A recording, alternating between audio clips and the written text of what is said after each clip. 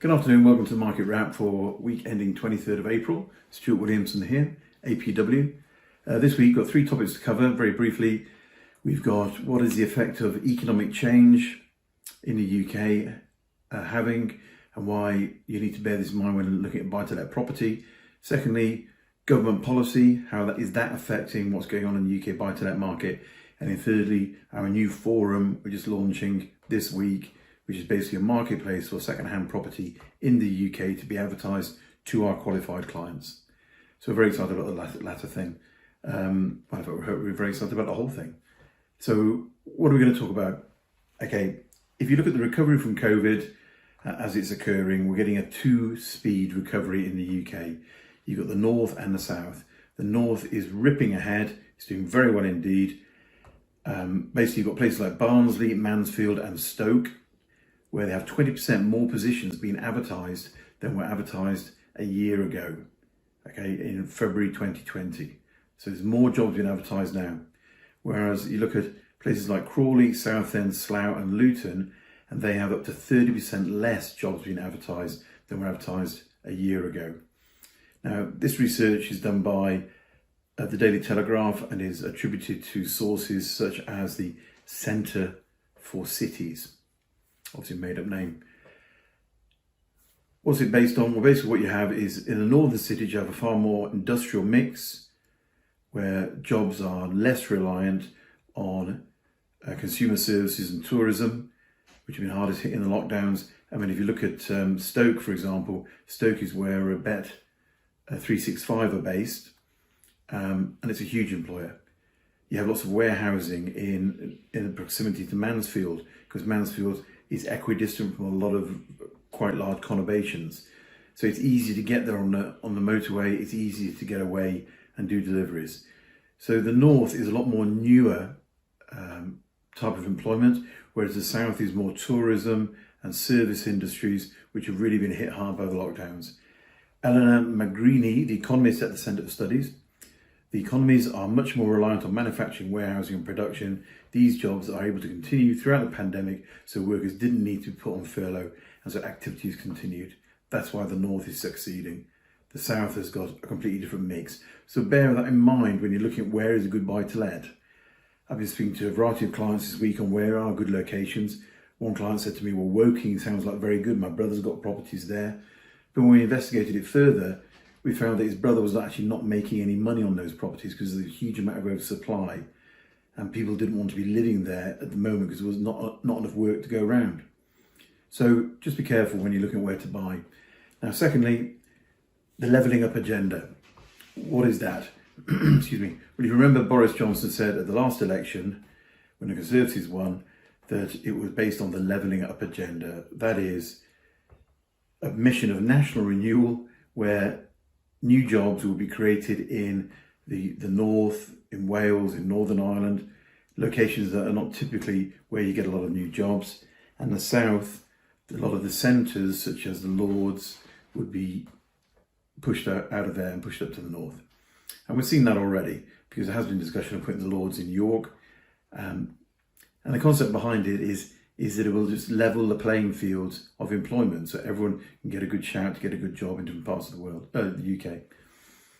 Now, post-COVID, it's been said that that's going to be devalued because you can't do it when it's a much harder economy to work in. And his quote is, we're going to build back better.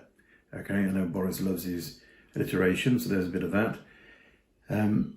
How is that going? This week, the Bank of England announced that it was going to be relocating a major part of its 4,000 employees from London to Leeds. So that is levelling up at its best. Okay, they're saying senior executive, whole departments, a significant chunk of the bank's 4,000 workers will be hauled away from Threadneedle Street and sent to the regions as major institutions come under significant pressure under the levelling up agenda. Okay, Andrew Bailey, who's the governor, said, working through COVID, so we can function just as well virtually. We don't need to necessarily be based in Threadneedle Street. So what we're seeing there is what's become known as the Zoom boom, where people are moving to these locations away from London because they don't have to be in the office 5 days a week. They can be there 1 or 2 days and work just as well. The decision for the Bank of England to do that comes hot on the heels of the Treasury HMRC, the National Infrastructure Bank and Channel 4 shifting their jobs to Leeds as well. I think, as I mentioned it before, Leeds last year had 6.1% increase in public sector jobs. It is the largest increase of any location in the UK. It has the largest percentage outside of London of financial services jobs. So it really is a terrific location for buy-to-let because of those things. Finally, Leeds City Council CEO said, his name's O'Riordan, it's always been a big financial centre. It's got really strong financial and tech skills and thousands of graduates stay on after university. And it's true, I think it's about the fourth largest stay on location in the UK. So that's government policy looking at where is influencing where is a good place to buy to let. And then you have the economy making decisions as well.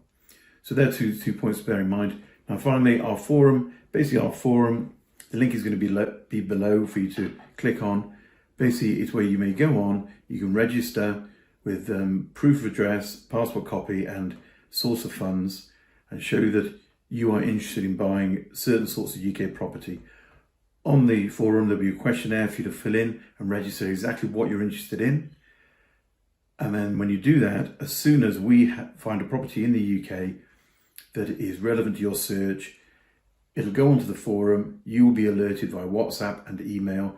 You can then log onto the forum and see if you like it or not. And if you do, crack on and buy it. So it's all second-hand property, all from the UK. And we have found that starting to market these sort of properties to our expatriate clients is absolutely huge.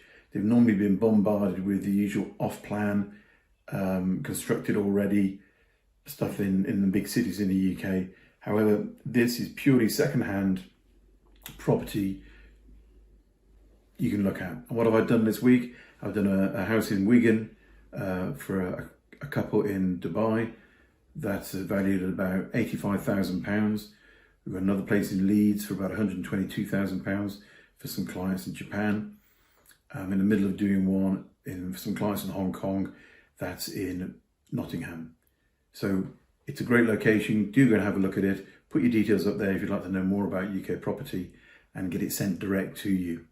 And how we find these properties is through our search people in the UK who go around, do door knocking, do letter dropping, do advertising on Facebook and so on. So that's it for this week. Hope you found that useful. Do take care and see you again soon. Don't forget to like and subscribe. Thank you.